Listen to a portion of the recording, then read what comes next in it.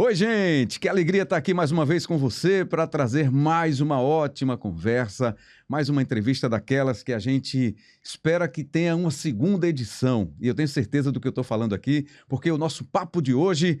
Antes de anunciar aqui e apresentar a nossa convidada, eu quero fazer um convite especial para você se inscrever no canal, para você deixar o seu like, para curtir aqui essa nossa conversa, todos os nossos conteúdos no Rembrandt TV, para ativar o sininho também, tá? É importante para você receber a notificação sempre que tiver um conteúdo novo. Se inscreve, comenta, compartilha. Tem muita história boa aqui no Rembrandtcast, que é o podcast das melhores histórias, e essa é uma delas que a gente conta a partir de agora. Professora Fernanda Bergamo, que luxo ter a senhora aqui. Tudo bem, professora? Prazer tão grande. Que alegria. Já estou inscrita no canal, já coisa sou boa. fã há muito tempo e muito honrada de conversar aqui com você. A recíproca é verdadeira, sou muito seu fã, acompanho o seu trabalho, tive dicas importantíssimas sobre a nossa língua portuguesa, porque a gente está com essa língua portuguesa viva o tempo todo, né? A gente recebe informação de todos os lados e com essa quantidade de informação que circula, a gente hoje às vezes não sabe o que é que está certo, o que é que está errado. A gente tem dificuldade até de discernimento, né? O que é possível, o que é que não é possível, o que é que eu devo falar, como eu devo falar.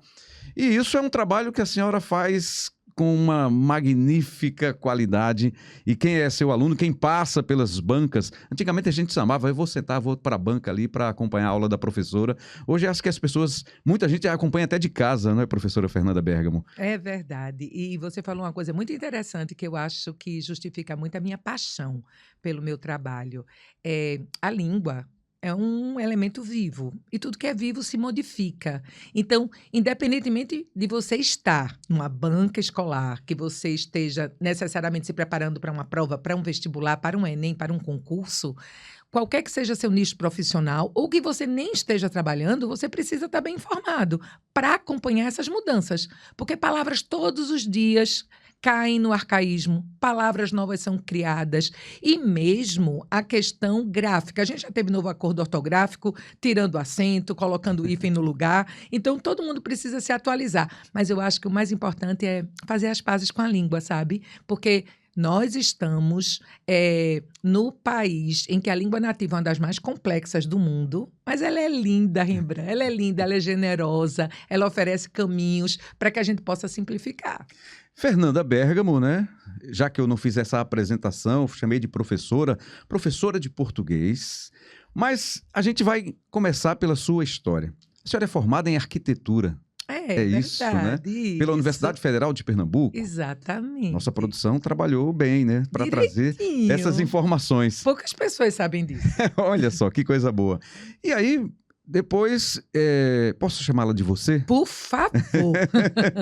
Depois você se torna professora de português. E tem uma história sua, um encontro, que acho que mudou aí a sua história profissional, né? A sua vida profissional, com o mestre Ariano Suassuna. Isso. Vamos contar essa história, professora? Como é que a gente pode contar essa história? Veja só, meu primeiro curso foi arquitetura, não é? Eu adorava a decoração de interiores, de tal forma que meus pais, quando chegavam à noite em casa, eles precisavam acender a luz da sala, porque eu tinha essa mania de mudar os móveis de lugar. Então, assim, quem passava pela sala no escuro acabava tropeçando pelas mudanças que eu fazia.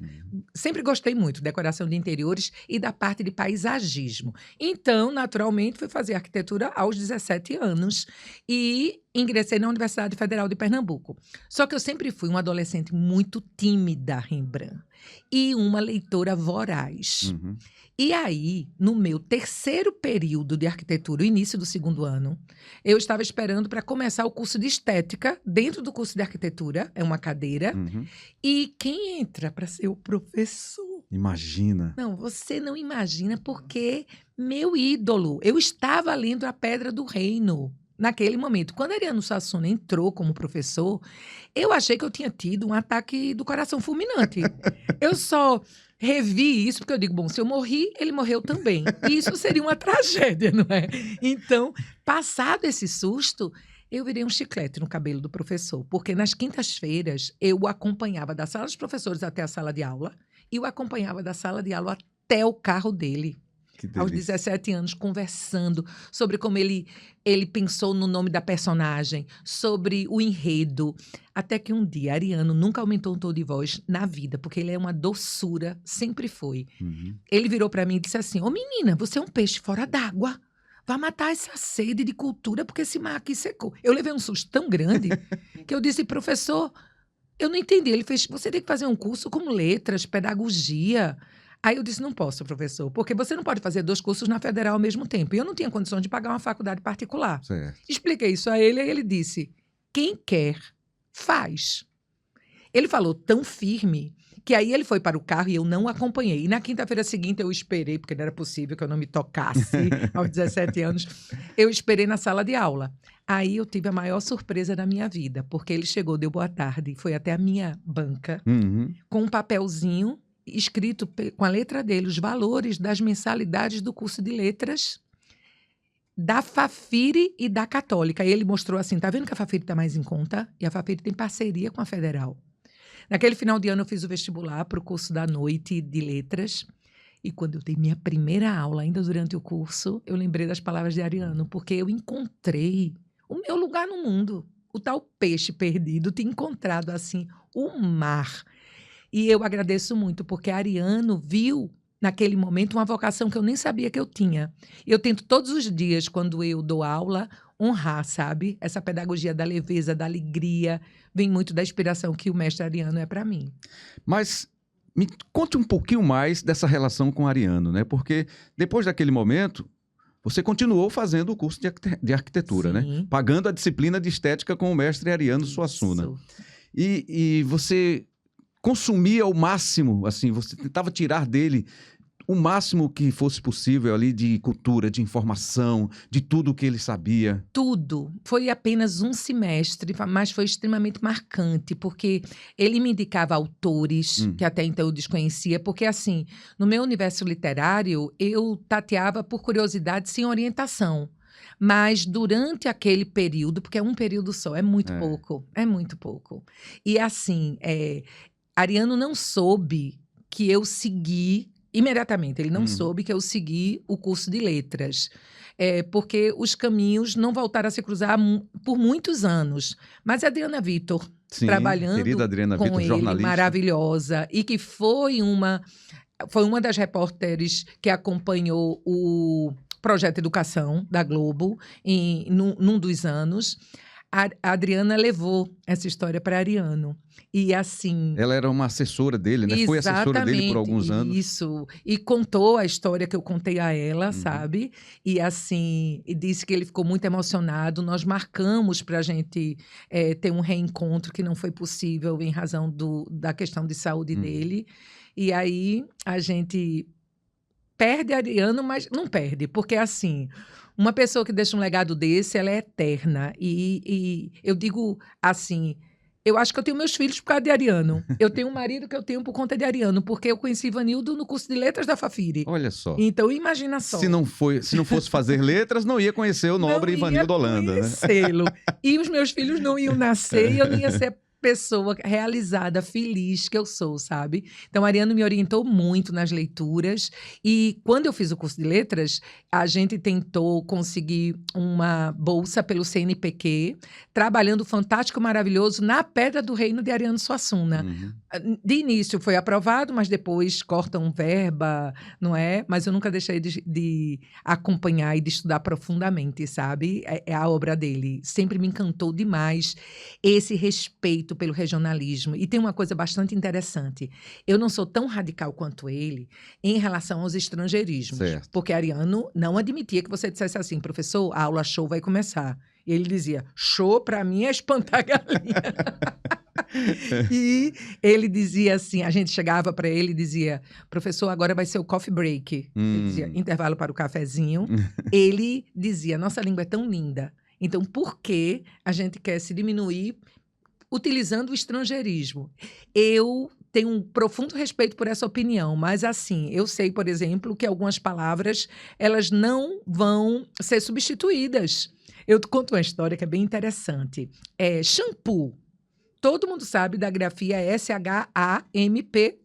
Uhum. Mas shampoo também já foi dicionarizado há muito tempo e muita gente usa XAMPU, não é? Com shopping. E é correta também. A palavra está Corretíssimo, correta. dicionarizada, Uhum. inclusive, shampoo com X. Foi aportuguesada. Sim. E aí, dicionarizada. A mesma coisa aconteceu com shopping. O SHOPPING, por um tempo, foi XO. Sim, por algum tempo, XOPI, shopping, PIM. Aham. E o que é que aconteceu? Quem comanda a língua, Rembrandt, é o usuário culto. O usuário culto não aceitou shopping com X, como aceitou tão bem shampoo com X. Mas observe que a mudança seguiu a mesma linha de raciocínio, de SH para X. Sim. Foi dicionarizado e tudo. Mas shopping não pegou. Então, todo mundo grafa com SH, ninguém chama de central de lojas e a gente aceita bastante bem. Então, assim, respeitando o mestre Ariano, algumas palavras fazem parte desse universo por conta da construção da língua mesmo, né? Que aceita essas fusões, essas interferências, que eu acho até gostosas. Que história, maravilhosa essa história com o mestre Ariano Suassuna, né? Como é bom ouvir falar dele, né? Falar sobre a obra dele, que continua atualizadíssima, né? Não tem? Muitíssimo, muitíssimo. E eu vou dizer, sabe, uma obra que ela é movida pela emoção, as emoções não envelhecem. E ela mantém um respeito à tradição, mas trazendo, por exemplo, no ato da comunicação de Ariano, Ariano tem algo que eu defendo o tempo todo, a simplificação. Ele sabia que comunicação pressupõe entendimento, então ele era um excelente comunicador, porque tudo que ele falava todos entendiam. É diferente. A gente vive num país tão desigual, Rembrandt, que a gente convive com muitos analfabetos funcionais, mas na outra ponta tem alguns privilegiados que tiveram acesso à educação de qualidade e que usam um português inacessível. Acredita, é mais fácil alfabetizar alguém do que tentar simplificar esse tom rebuscado que algumas pessoas têm e que acham que isso as torna superior, sabe? E torna essas pessoas superiores. Tanto que o próprio ministro Barroso baixou a portaria da linguagem simples para que o servidor ele entenda que, atendendo o público heterogêneo, ele tem que falar para todo mundo entender. E eu acho que essa linguagem simples, ela demorou até um pouquinho demais, sabe? É a questão da linguagem técnica, o juridiquês que se Isso. combate tanto, né? Que se comenta tanto. Ah, ninguém entende esses termos utilizados pelo judiciário, pela medicina, pela saúde, né, no caso. E agora com essa coisa da internet, né? O internetês o também. internetês também. Isso. E a gente vê muito isso na internet. É impressionante. Você não consegue mais ver frases completas, frases bem construídas. É tudo a simplificação da simplificação. Eu acho que às vezes aí também há um exagero. E o que a gente ouve, principalmente assim em podcast, nessas coisas, o que se fala de palavrão, o que se fala de construção errada de frase, isso às vezes isso me incomoda, às vezes não, sempre me incomoda tanto, mas por que isso é tão aceitado hoje, é aceitável hoje, ou não é tão assim? Veja só, eu acho, inclusive, que algumas questões são desnecessárias. Mas hoje, nessa intenção de que a comunicação ela seja inclusiva, ela acolha todas as pessoas, eu acho que isso meio que deu a falsa ideia de que você pode tudo. Hoje a gente tenta não falar mais de certo e errado, sabe, Rembrandt? A gente tenta falar em adequado e inadequado. Porque você não fala em casa com seu filho como você fala com um sócio no ambiente de trabalho. Não é verdade? É. Uma pessoa não escreve um bilhete para deixar para a esposa avisando que vai chegar mais tarde e com esse mesmo tipo de texto prepara seu currículo para disputar uma vaga no mercado de trabalho, porque não é adequado. Porque a excelente comunicação, e qualquer pessoa pode ser um excelente comunicador, se prestar atenção a 3 elementos dessa comunicação. Opa, atenção que isso é pra gente, hein? Isso. Para nós comunicadores, atenção. Quem é o seu interlocutor? Para quem eu estou falando? Qual é o assunto e qual é o ambiente? Porque se um desses 3 elementos mudar, você tem que mudar o jeito de se comunicar. Eu gosto da analogia de que a adequada comunicação é como a roupa que você escolhe. Você não vai vestido para a praia como você vai a uma missa de sétimo dia, porque não seria adequado. Então, a questão da adequação, de você observar que entre seus pares, dois juízes conversando, tudo bem que usem latinismos, aquelas expressões em latim que são muito típicas dessa área, não é? Dois jornalistas conversando podem falar de foca, de lide, não é verdade? Termos utilizados ali, entre eles, na profissão Os deles. pares. Mas assim, você fracassa como comunicador quando você não respeita um público heterogêneo que está escutando você. Pessoas que talvez não entendam o significado daquela palavra mais rebuscada, aquele jargão profissional da sua área. Então, assim, é preciso adequação com respeito ao ambiente, ao assunto e ao interlocutor.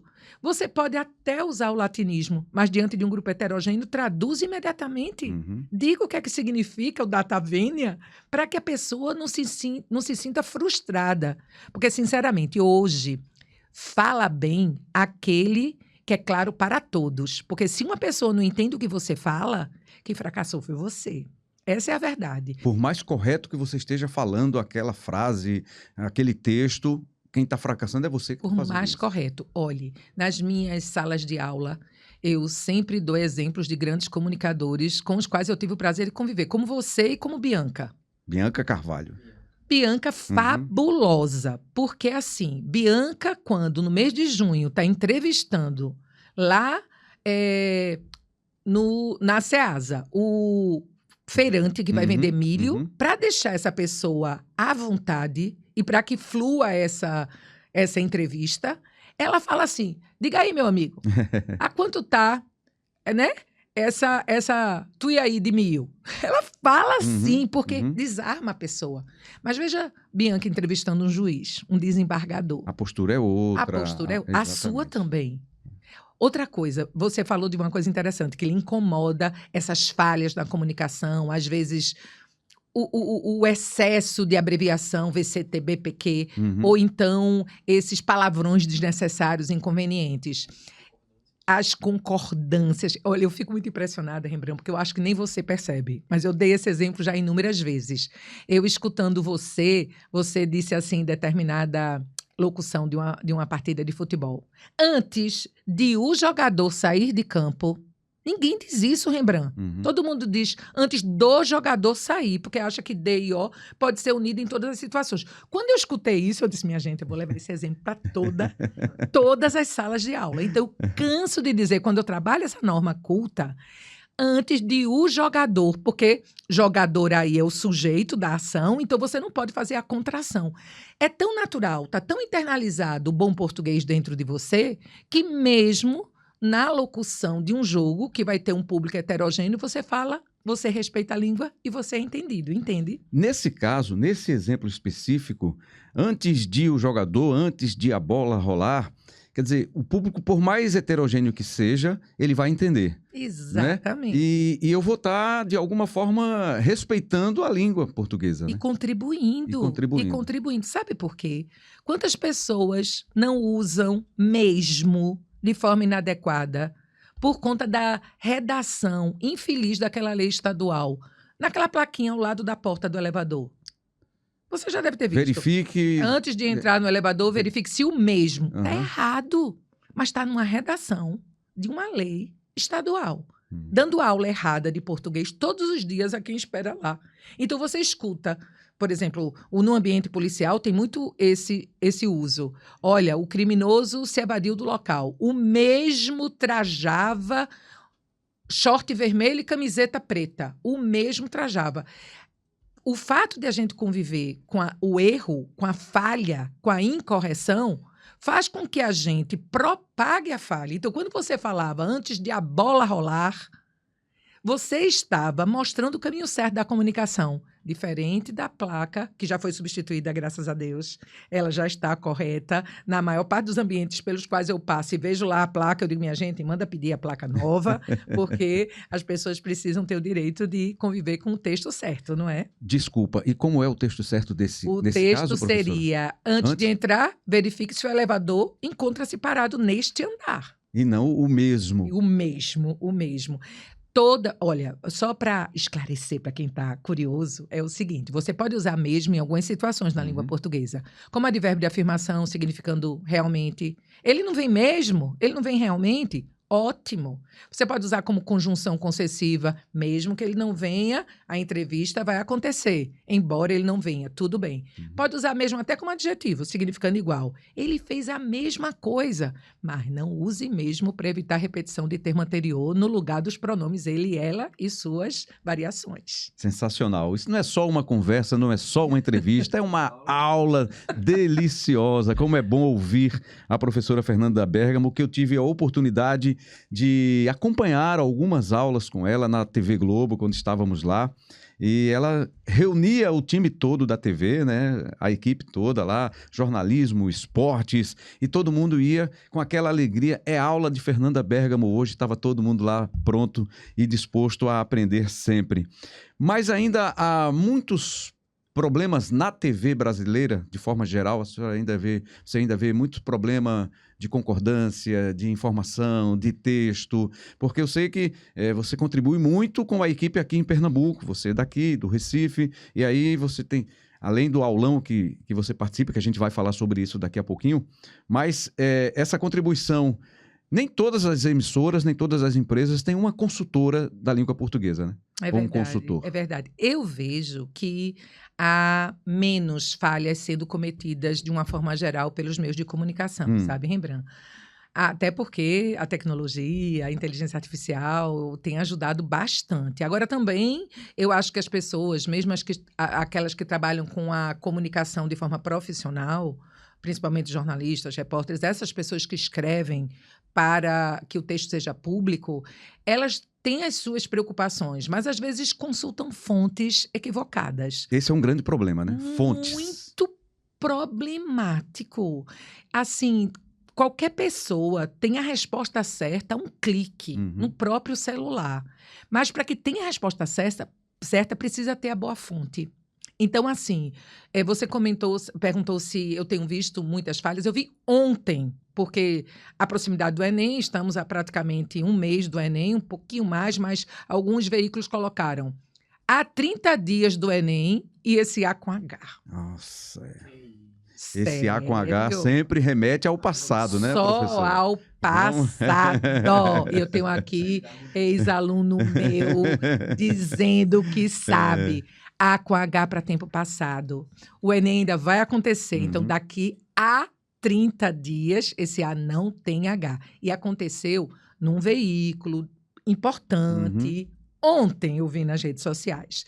Uma coisa que eu acho interessante, que eu acho que a dica boa é ter boas fontes, sabe?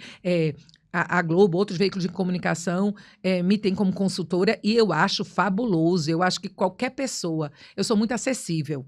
E eu digo sempre, meu objetivo é facilitar a comunicação, deixar as pessoas confiantes, para que elas falem e escrevam bem. Então, as pessoas mandam para o direct do meu Insta, enviam um e-mail para mim, eu tenho um prazer enorme, sabe por quê? O adubo do meu estudo é a dúvida.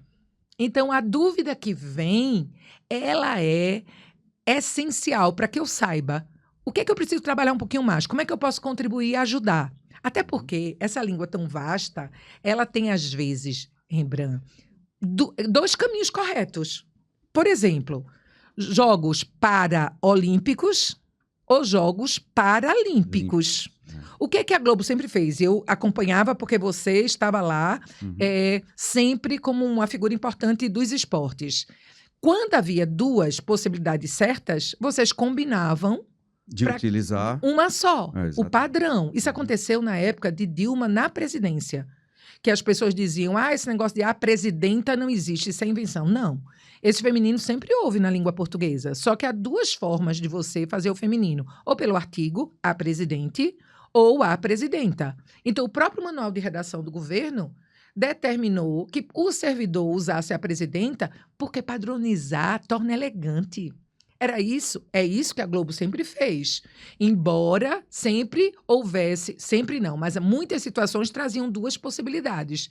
Então, uma dica muito boa também há pessoas que têm um nível linguístico muito bom, mas sempre têm o que aprender.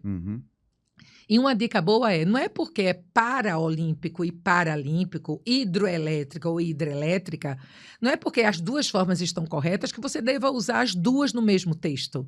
Porque vai ficar estranho, vai ficar deselegante, não é? Vai parecer que você está na dúvida. Eu uso uma, vou usar as duas porque Fica parecendo uma redação delas de está aluno. certa, né? Parece que o menino coloca numa expressão o A com crase, na outra ele diz eu estou com dúvida, então se eu errar, só erro numa. É verdade. Não pode. Professora Fernanda Bergamo, que bom estar aqui com a senhora batendo esse papo. E a senhora tem uma coluna também, você tem uma coluna também na Rádio CBN, que também é muito boa, a interação com o Aldo Vilela lá, que comanda o programa, e sempre trazendo essas dúvidas, né? Fernanda, isso está certo, isso está errado, como é que se usa, esses termos que são utilizados, essas frases, e aquilo é muito bom. Então você está às vezes no carro e é hora de conferir com Fernanda agora as dicas de português, tirar as dúvidas, então isso é muito bom. E você falou que adora essa dúvida, né? Então, esse é adubo para o seu trabalho, para você correr atrás, para tirar essas dúvidas. E você criou um grupo de WhatsApp comunitário. Como é que é isso? Voltado para o Enem? Como é que foi? Pois é. Já não existe mais? Existe? Como é que é isso? Existe né? sim. Assim, você lembrou da coluna CBN na nossa língua portuguesa? Já são 10 anos. 10 anos. 10 anos. Eu fiquei impressionada também. Esse mesmo espanto seu. Um dia desse eu disse, 10 anos já, Aldo? De contribuição. 10 anos. Eu sou apaixonada pela coluna. Porque, veja só, eu sou professora, eu gosto muito do que eu faço. E quando a gente gosta demais do que faz, a gente estuda, se prepara e acaba fazendo bem feito. Mas nesse ambiente que é o de vocês é que são esses profissionais.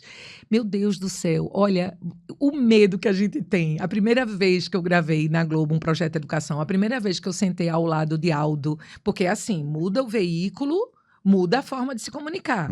Se eu dou aula sobre adequação, como é que eu não vou me preparar para isso? E é quando eu observo como a evolução da comunicação e da língua portuguesa, ela é significativa, porque, embora os veículos sejam diferentes, eu acabo aprendendo, como eu aprendi muito com você, como eu aprendi muito com Bianca, como eu aprendo todos os dias, todas as semanas com Aldo e tudo mais, o timing. Porque, por exemplo, não é uma aula, e eu vou trazer para mim porque é o que eu sei fazer. Uma aula presencial você dá de um jeito. Uma aula online, você tem que adaptar tempo, conteúdo, tudo para que seja satisfatório e desperte o aprendizado. Então, assim, nessa questão da rádio, o que eu mais gosto é a participação do ouvinte. Porque, assim, depois de 10 anos, a gente fica se perguntando, eu não sei se acontece isso com você, Rembrandt, mas assim, eu vou falar sobre o quê? Qual é a pauta? Não é, não. Qual é o assunto de hoje? A gente já está fazendo isso há 10 anos. 10 Será anos. que tem assunto para tudo isso ou a gente vai começar a repetir? Nunca faltou por conta da participação do ouvinte, com a humildade em tirar a dúvida, professor explicar isso, qual é a origem dessa palavra ou dessa expressão. E eu acho isso tão lindo. Poder contribuir com isso, para mim é maravilhoso.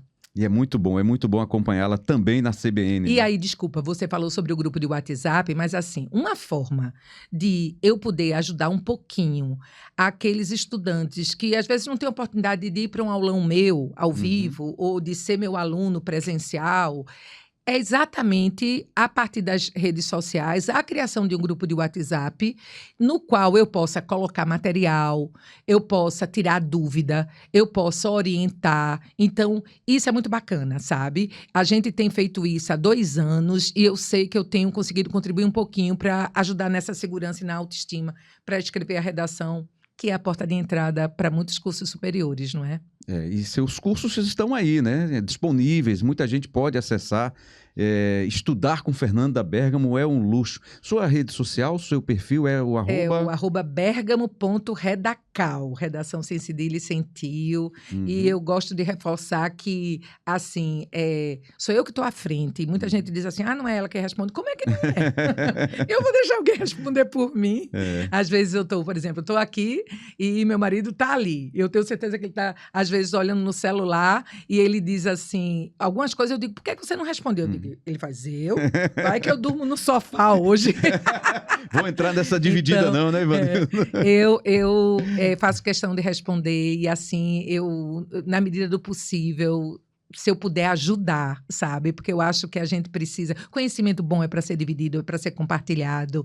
E eu acho que essa tecnologia e esses meios de comunicação estão aí para a gente poder atingir mais pessoas, não é, Rembrandt? E a comunicação se encaixou de um jeito para você, assim, que parece não, é muito natural. Você conseguiu um nível de naturalidade nessa comunicação, acho que por todas essas experiências, primeiro em sala de aula, né, e depois nos veículos de comunicação, seja no rádio, seja na internet, seja na televisão, como é falar fácil, falar objetivamente, ser compreendida, e isso é muito bom.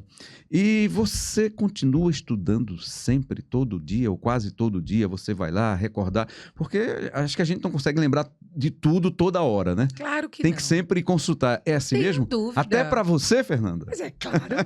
Gente, olha, se antigamente, sem a tecnologia, sem esse acesso a uma resposta quase imediata a partir de fontes sérias, se antigamente eu não contava com isso e eu tinha sala de aula, trabalhei em colégios a minha vida inteira até me aposentar, de colégio, não é?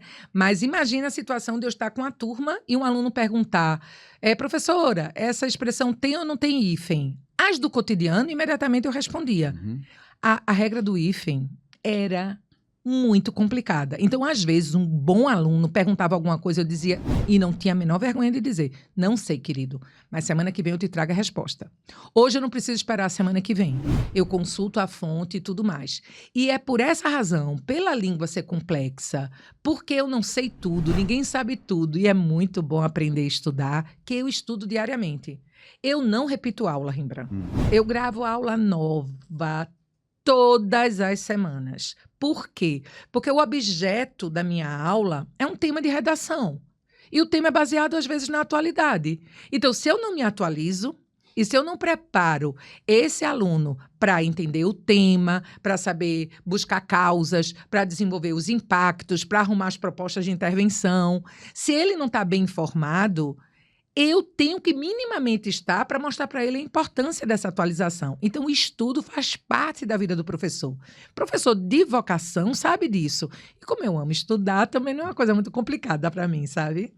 Falando em redação, uma redação bem feita hoje é a mesma redação bem feita 2, 3, 4, 5 décadas atrás, ou seja, com os mesmos elementos que são utilizados ou que eram utilizados, são utilizados também hoje? Não. Mudou muito? Mas você falou décadas. Veja só, a redação do Enem, ela apresentava 500 redações, notas máximas, já chegou a apresentar. Depois caíram para 200. Hoje a gente não chega a 20. De nota máxima. De nota máxima, de nota 1000. Uhum. Não chega a 20 redações na quantidade de candidatos que o Enem tem. Isso acontece por quê? Porque o nível de exigência aumentou? Sim. Porque a gente tem que observar o seguinte. A redação do Enem é pontuada de 0 a 1000. 1000 é redação que, além de perfeita, é surpreendente. Porque se a sua redação for perfeita, vai ganhar 960. Ela não vai ganhar nota máxima. Ela tem que ter algo mais. Ela tem que ter algo. E é fácil, pode não ser fácil de entender o que eu estou dizendo, mas se eu tivesse aqui 2 redações perfeitas, você facilmente diria assim, não, Fernanda, são muito bem escritas, mas essa aqui me pegou. Esse negócio do me pegou, que no texto de gênero dissertativo argumentativo tem a ver com criticidade, não é nem criatividade. Porque a gente não está falando de narrativa, a gente está falando de dissertação argumentativa. Mas tem a ver com o repertório de mundo que aquele candidato carrega e ele consegue utilizar para contextualizar, né, a sua ideia. É perceptível. Então, o nível de exigência é outro. Redações que obtiveram nota 1000 há 5 anos vão ficar nos 920 hoje, Rembrandt. Não passam disso de jeito nenhum. Para você ter ideia como isso está sendo bem rigoroso. Até porque, infelizmente, não há vaga para todo mundo. Uhum. Então, tem aluno estudando tanto, às vezes 3, 4 anos para medicina. Tem menino que eu tenho a sensação de que eu não tenho mais nada para ensinar para ele.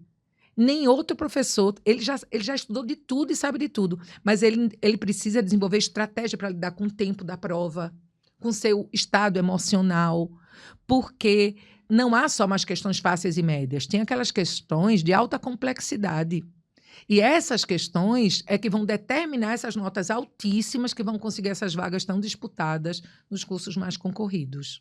A gente vê muitos meninos, meninas, né, que estão aí, como a senhora disse agora há pouco. Eu estou misturando senhora, você, não tem problema, não se preocupe, não. De forma alguma. É o respeito que ele tem, você sabe disso. Mas assim, alunos, meninos, meninas que estão aí fazendo 3, 4, 5 anos estudando para passar, e tem muito dessa carga emocional também, né? Então, muitas vezes é uma questão emocional, não é nem pelo aprendizado. Isso aqui eu não estudei, deixei de estudar isso aqui, me prejudiquei. Muitas vezes é pela carga emocional mesmo. Muitas vezes. E eu acho que é tão importante que os pais tenham essa noção de que eu tenho certeza de que aquele aluno que ganha o primeiro lugar geral, Rembrandt, ele não sabe tudo e não acertou tudo. Mas ele, além de ter sido muito estudioso, muito disciplinado, muito organizado, ele era um estrategista, porque sabia lidar com a prova, 90 questões em uma redação, 5 horas e meia de prova. É um negócio assim que mede não só conhecimento, é resistência, é prova de resistência. E tem essa parte emocional. Eu acho que todo mundo já passou pela situação de errar a questão que sabia e ficar frustrado que só, caramba, eu sabia isso, errei. Mas imagina que aquela questão que você erra, às vezes, é aquela que tira a sua vaga. Então, assim, trabalhar o emocional, e as famílias precisam ajudar nesse sentido, sabe? Porque quando a própria família não cobra do aluno, o aluno se cobra demais. E essa exigência, essa autoexigência, tem feito alguns, infelizmente, fracassarem quando são mais do que merecedores da aprovação, sabe? Trabalhar o emocional é fundamental. Então, não desistam, né? Nunca, nunca. Persistam para chegar ao objetivo, alcançar. Pode ser clichê, mas olha, só não consegue quem desiste. Quem persiste, realiza o sonho, alcança, conquista. Eu tenho certeza disso. E assim, a prova hoje, tão diferente da nossa época, Rembrandt, muito diferente, porque o Enem quer que vá para o curso superior o aluno que mostra capacidade de leitura. Não é, por exemplo, física. Força igual a massa vezes aceleração. Eu sabia essa regra, eu aplicava e eu acertava a questão. Hoje, não tem mais isso. Você parte da leitura de uma situação, problema, que você tem que entender, interpretar, para aplicar a tal regra. Então, assim, o aluno que lê com paciência e com produtividade tem um bom resultado, mesmo que não tenha estudado muito. Só por boa leitura. Então, assim, a prova de redação, e eu digo isso porque eu sei como angustia a produção de texto, porque, assim, a parte objetiva, todo mundo já fez uma questão e podia não saber o conteúdo, chutou e acertou. Eu nunca acertei um chute na minha vida, viu, Rembrandt? Eu tenho um trauma triste disso, mas eu nunca. Mas redação você não chuta. Então, assim, às vezes o medo de muita gente que está nos acompanhando aqui da redação é o tema. E deixa eu dizer uma coisa que eu acho fundamental para acalmar o coração. Eu garanto que se você não souber nada do tema, na prova você tem as respostas que você precisa para escrever bem sobre ele. Porque a redação do Enem tem textos de apoio. Se você não sabe sobre, vamos lá, temas anteriores, o trabalho de cuidado da mulher, sobre as comunidades tradicionais, não estudou sobre quilombolas, indígenas, extrativistas, não sabe nada disso, o tema aborda essa questão, os textos de apoio vão te dizer tudo o que você precisa para entendê-la. Então, leia, entenda e, sem copiar o texto, escreva a redação, porque está lá, na própria prova, com a sua capacidade de leitura, o caminho para o sucesso. Gente, isso é uma dica valiosíssima. Que coisa boa. Professora, eu vou confessar que eu estou um pouco nervoso aqui, com medo de não errar as palavras, entendeu? Mas estou muito feliz por ter aqui a sua companhia aqui nessa conversa de hoje. Falar sobre inteligência artificial, né? Que hoje é a moda. Tudo é inteligência artificial. Eu quero pensar em fazer uma comida. Só pensar, você já vai buscar a inteligência artificial para ela pensar para você. Os alunos hoje estão assim também. Não, eu não preciso mais de professor não, porque tem a inteligência artificial que o que eu quiser saber ali, ela vai me dizer. Como é que está essa relação dos professores com a IA? Pois é, eu recentemente participei de um congresso que o tema era exatamente como utilizar essa inteligência artificial como profissional da educação, sabe? E assim, eu tô fascinada, Rembrandt. Muito fascinada. Agora, muita gente anda preocupada, anda assustada, e eu sempre dou 3 dicas. Uma dica para os pais inicialmente, que estão preocupados que essa inteligência faça esse filho ficar mais preguiçoso. Uhum. Agora, eu quero que esses pais pensem o seguinte: se no colégio, na época de vocês, não existia inteligência artificial, mas você se preocupava com aquele colega que copiava, ou dizia assim, peraí, deixa eu ficar no teu grupo, só vou assinar a participação, não é? Sempre existiu isso. Um pouco mais recente, o copia e cola. Sim. A inteligência artificial, ela tem que ser pensada como uma ferramenta e não como uma autoridade. Ela é fantástica no sentido de que você vai, como professor, por exemplo, melhorar a qualidade da sua aula. Diminuir o problema que é preparar questões, elaborar temas de redação. Minha gente, com um simples comando, ela prepara quantas questões objetivas você quiser. Você imagina o tempo que um professor leva para montar uma prova de 20 questões no final de semana dele. E agora, o grande segredo é o seguinte: há 2 anos e meio, eu pedi ao ChatGPT para ele escrever uma redação. Eu dei o tema da redação e eu pedi uma redação nota 1000 de um tema que eu sugeri. Sim. Em segundos sai a redação. Eu dei 680. Que diferença? Há 2 anos e meio. Ah. Mas só que quando eu olhei as falhas, eu observei que a falha não foi dele, foi minha, porque eu não dei o comando específico. Porque o segredo da IA é o comando. Por isso que se fala muito de engenharia de comando, Uhum. que é fundamental.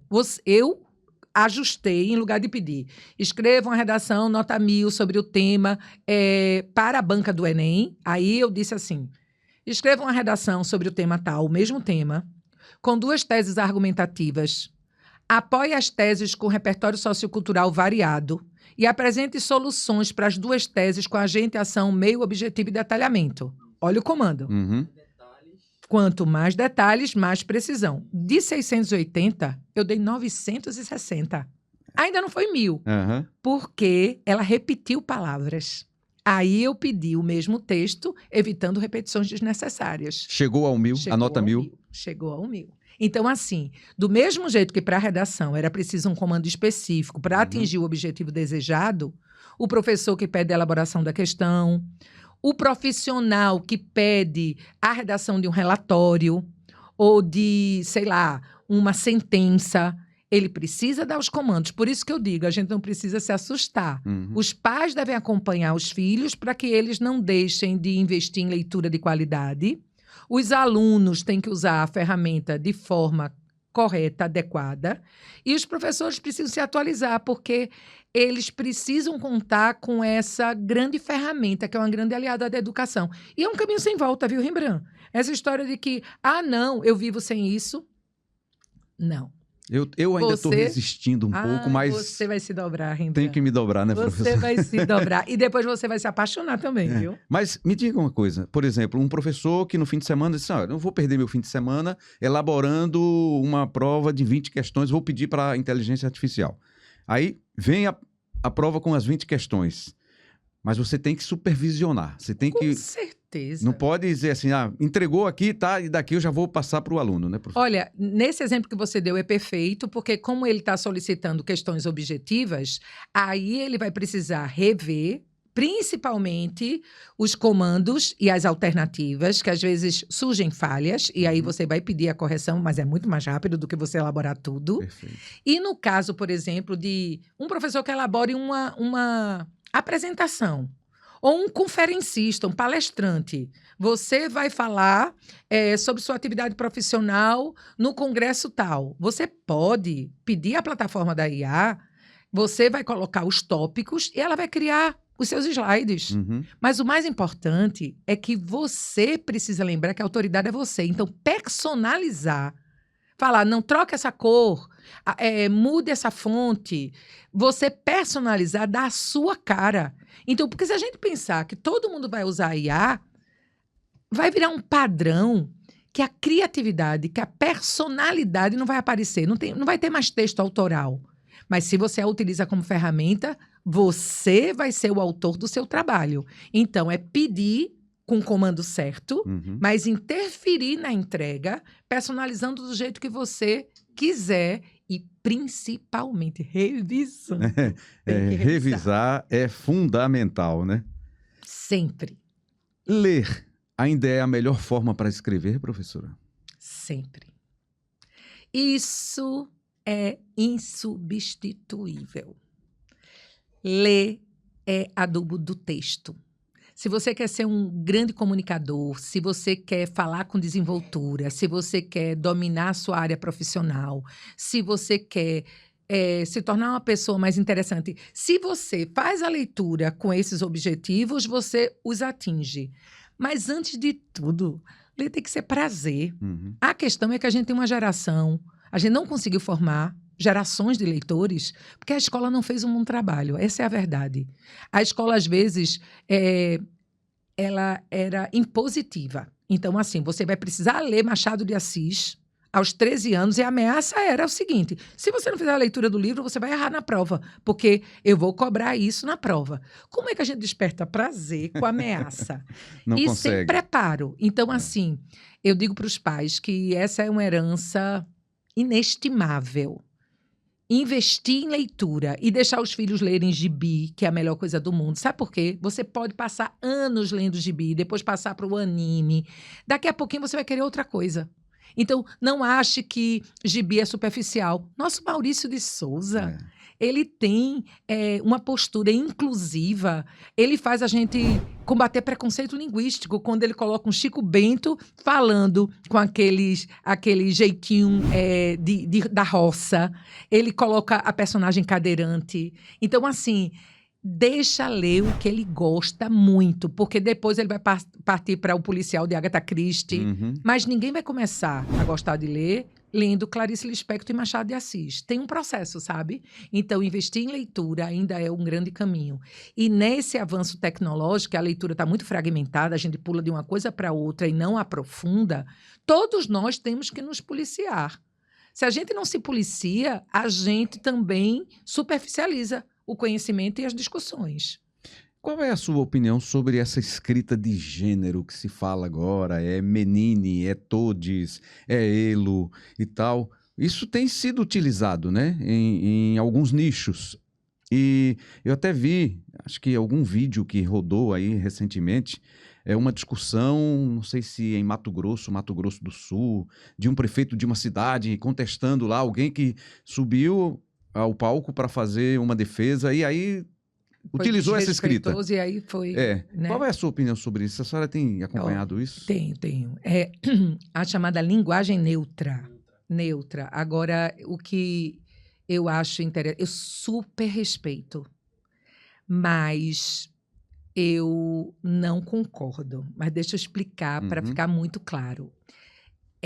Eu entendo a dor do outro, que não se identifica, por exemplo, com determinado gênero, e que, por isso, pede a criação dentro dessa língua, que é esse elemento vivo, para se sentir incluído. Isso é legítimo, a gente precisa respeitar. Mas a nossa língua é tão vasta, Rembrandt, que a gente pode respeitar qualquer que seja o gênero com o próprio vocabulário que a gente já tem. Então, por exemplo, você não quer falar aluno, aluna, não cria alune, chama de estudante. O diretor, a diretora, a diretoria. Sabe como é que é? A gente tem na própria língua caminhos para que você se identifique. E tem uma questão. Por que que eu não concordo, embora eu reconheça a necessidade de sermos empáticos, acolhedores e entendermos a dor do outro? Porque quando você fala todes, pense numa pessoa surda e que não domina Libras. Lê lábios. Quando ela começar a ler todes, ela não vai entender. Então, a gente está excluindo uma população que, por si só, já tem suas necessidades. Então, eu sempre digo que eu não concordo, porque, primeiro, não acredito que a gramática acolha isso para transformar em norma culta. Porque não há uma necessidade, já que a gente tem um vocabulário tão vasto, para acolher todos os gêneros sem provocar feridas. E porque na utilização dessa linguagem neutra, nesse molde, a gente está excluindo, por exemplo, os surdos. Então, é por essa razão que eu não acho necessário. Agora, eu acho que a gente tem que praticar a comunicação não violenta. A gente precisa compreender que as antigas marchinhas de carnaval não poderiam ser escritas hoje, mas nem por isso você tem que tentar voltar historicamente para mandar prender quem criou a letra de "o teu cabelo não nega mulata", não. Respeita o contexto histórico, não é, humano da época, e entenda que hoje não cabe mais isso. Por exemplo, eu agora, recentemente, parei de chamar de criado mudo. Recentemente são uns 15 anos, viu, Rembrandt? Mas, assim, há uns 15 anos eu me dei conta que criado mudo é uma expressão escravocrata. Sim. E aí passei a só usar a mesinha de cabeceira. Mas ouvi tanto tempo meu avô usar o verbo denegrir, falar a coisa tá preta. Hoje eu compreendo que a gente precisa se policiar, mas essa comunicação, que não pode ser violenta, que tem que ser inclusiva, que tem que ser empática, também não precisa exagerar para atender para uns modismos que excluem grupos que são também tão maravilhosos quanto todos os demais. Que grande argumento. Deixa eu te perguntar, professora, muito trabalho, né? A senhora tem algum dia de folga? Hoje é dia de folga, eu acho, da senhora. A senhora veio aqui nos atender, que bom, que alegria. Maior prazer. Mas assim, é todo dia, né? Agora, nessa reta final, de domingo a domingo, com muitos aulões. Mas, olhe, eu gosto tanto. Né? Eu sei que eu queria ter mais umas horinhas de sono, eu queria ter mais energia para poder atender a mais convites, mas assim, quando a gente faz o que a gente gosta, a gente não sente o peso do trabalho não, sabe? Sim. E eu me preocupo especialmente nessa reta final de estar o mais próximo o suficiente para tirar as dúvidas, porque quando a gente empurra a dúvida para frente, essa dúvida numa prova, por exemplo, resulta às vezes na falha de não ganhar a questão. Então, eu nunca me perdoaria se eu não tivesse disponível para tirar uma dúvida, para que o sucesso, o insucesso não pode acontecer por falta dessa dúvida tirada, sabe? É por isso que eu gosto muito. E agora a família, como é que tá? Tá tudo bem? O maridão aí, um parceiro de 4 décadas, né, aproximadamente.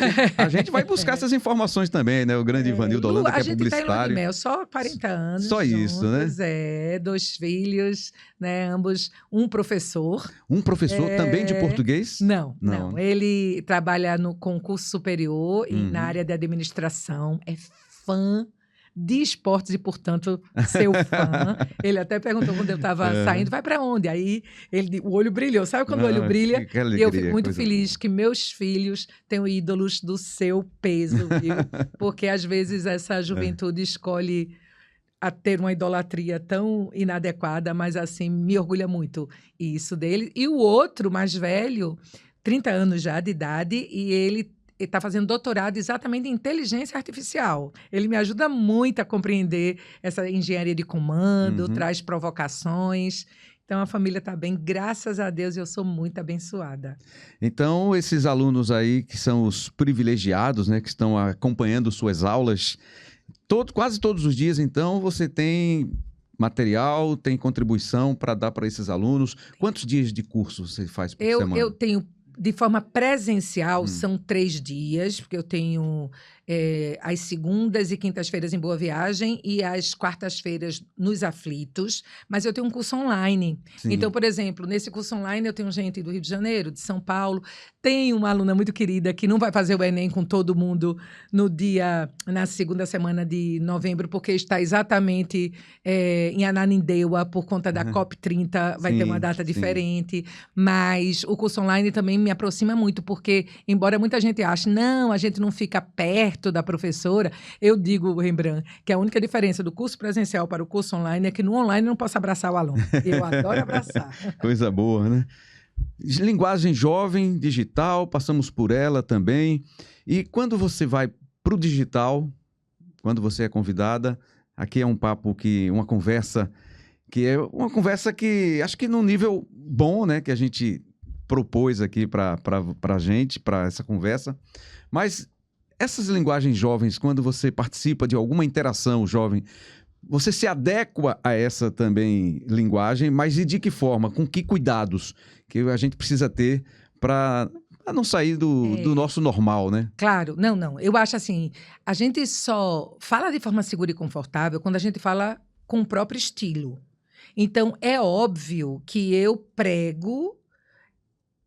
Não é a história de faço o que eu digo, mas não faço o que eu faço. Eu coloco em prática na comunicação aquilo que eu digo que é o bom caminho. Uhum. Eu respeito quem é meu interlocutor. Então, se eu tenho muita gente jovem à minha frente, eu nunca vou arriscar usar gírias que eu não conheço. Mas eu me permito usar muito a gente no lugar de nós. Usar aqueles vícios da oralidade que aproximam. Oi, tá, né? Vem cá. Uhum. Porque eu acho que se ele tem diante dele uma professora de língua portuguesa que usa uma comunicação rebuscada, esse menino vai dormir na minha frente. E se não dormir, dorme de olho aberto, viu? Porque o adolescente tem Olha essa pra capacidade. você, mas está em outro plano, Minha né? gente, eu tô falando e ele... E ele...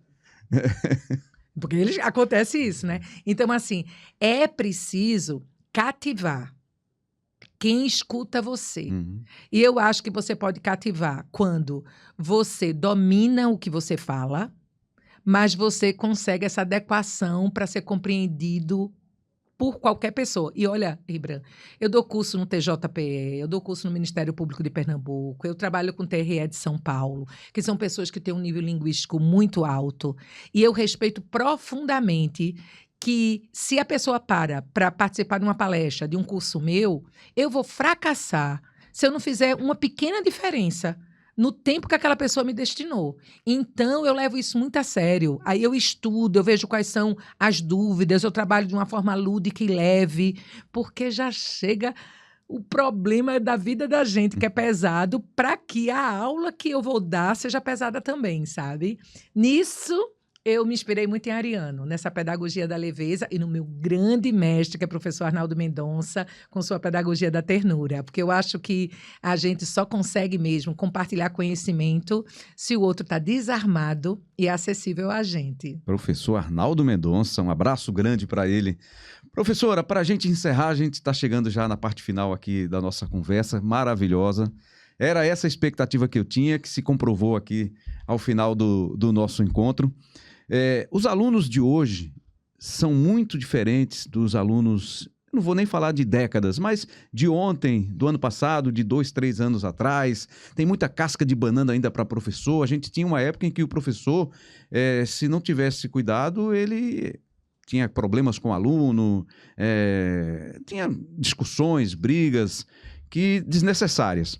Mas como é que está a relação hoje do aluno com o professor? É de muito respeito, mesmo com essa juventude aí digital, que pensa em outras coisas. Como é que está dentro da sala de aula?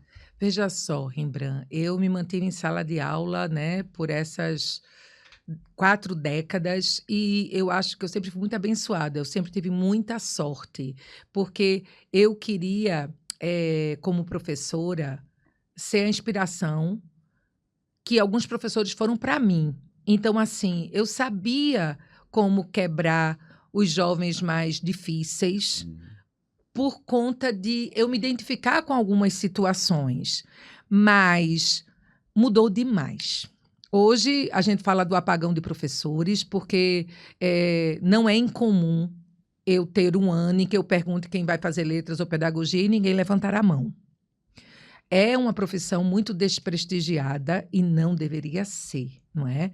Porque qualquer que seja o profissional, ele deve a um professor, a vários professores, a construção do conhecimento dele.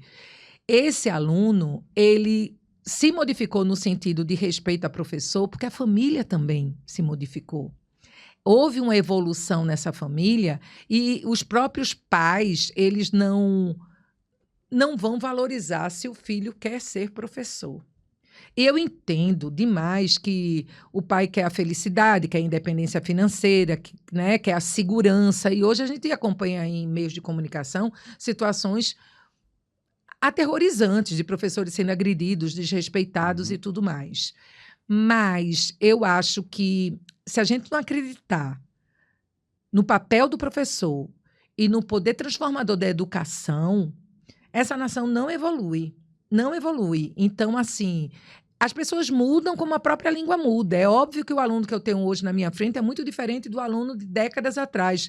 A leitura era uma leitura menos fragmentada. Para fazer um trabalho do colégio, você, às vezes, porque não tinha Barça, a Mirador dentro de casa, que era uma fortuna, você ia à biblioteca. A pesquisa não contava com a tecnologia. Claro, as pessoas mudam porque há essa evolução natural. Mas eu acho que a crença no professor vocacionado e, principalmente, o respeito a esse professor, o investimento no professor, é o melhor caminho para a evolução da sociedade, sabe? Infelizmente mudou. Eu vejo muita gente que abre mão da própria vocação. Eu dei um aulão recentemente no interior, foi em Limoeiro, essa situação. Em Limoeiro, uma menina disse assim, meu sonho retornou. Aí eu disse, por quê? Disse, porque eu quero fazer letras e minha mãe não aceita de jeito nenhum. E quando você falou da sua relação com o professor Ariano Suassuna, eu vi que eu não posso abrir mão disso. Então, assim, é por meio da educação, seja ela para definir o seu direcionamento profissional, que faz a gente respeitar a escolha. A escolha, o papel do professor é muito importante nesse sentido também, porque a gente precisa fazer com que essa juventude se projete para daqui a 10 anos, Rembrandt. Quem vai acordar segunda-feira ainda sem ter carro e ainda ganhando pouco para ir para o local de trabalho que escolheu, tem que ser essa pessoa. Nessa vida, o protagonista da própria história tem que ser a gente. A gente tem essa caneta na mão, a gente tem que escrever essa história. A gente não pode determinar, olha, você escreve minha história porque você é meu pai, você sabe. Sabe, o pai quer o melhor para a gente, mas a vida que vai ser vivida é por cada um de nós, não é? E eu aposto muito nessa capacidade da educação e no poder do professor e o respeito que ele merece para a gente construir isso. Que coisa boa. Gente, nessa reta final de Enem, nada melhor do que você acompanhar essa conversa aqui com a professora Fernanda Bergamo, essa conversa inspiradora. Meu máximo respeito à senhora, a você, aos professores, né, tão importantes na nossa construção, né, no nosso conhecimento. E, professora, foi um prazer, uma honra tê-la aqui. Nossa, prazer enorme, adorei a participação. Obrigada pelo convite, um beijo a todos. Se inscrevam, viu? A gente tem que seguir isso daqui, porque só tem conversa de qualidade, não é? É isso. Para a gente fechar mesmo, aquela pergunta que a gente sempre faz. Quem é Fernanda Bergamo? Eu sou uma mulher muito feliz e abençoada, porque escrevo a minha história e meu espaço de pertencimento é sala de aula. Fernanda Bergamo, simplesmente ela, Fernanda Bergamo, a nossa querida professora. Muito obrigado por você ter acompanhado aqui a nossa conversa. Se inscreva no canal, deixe o seu like, compartilhe, comente, ative o sininho para receber a notificação. E muito obrigado mais uma vez e até a próxima. Bom, não.